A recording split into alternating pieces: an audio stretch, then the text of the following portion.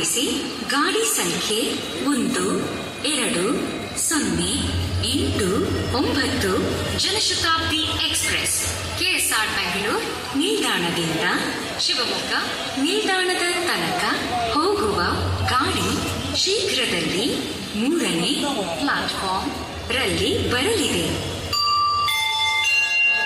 यात्रियों कृपया ध्यान दीजिए, गाड़ी संख्या 1208 जनशताब्दी एक्सप्रेस केएसआर बेंगलुरु से शिवमोगा जाने वाली गाड़ी शीघ्र प्लेटफॉर्म 3 पे आ रही है.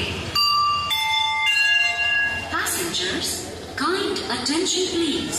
Train number 1208 Janshatabdi express from KSR Bangalore to Shivamogga is shortly arriving to platform number 3. ಪ್ರಯಾಣಿಕರೇ, ದಯವಿಟ್ಟು ಗಮನಿಸಿ, ಗಾಡಿ ಸಂಖ್ಯೆ 1208 ಜನಶತಾಬ್ದಿ ಎಕ್ಸ್ಪ್ರೆಸ್ ಕೆಎಸ್ಆರ್ ಬೆಂಗಳೂರು ನಿಲ್ದಾಣದಿಂದ ಶಿವಮೊಗ್ಗ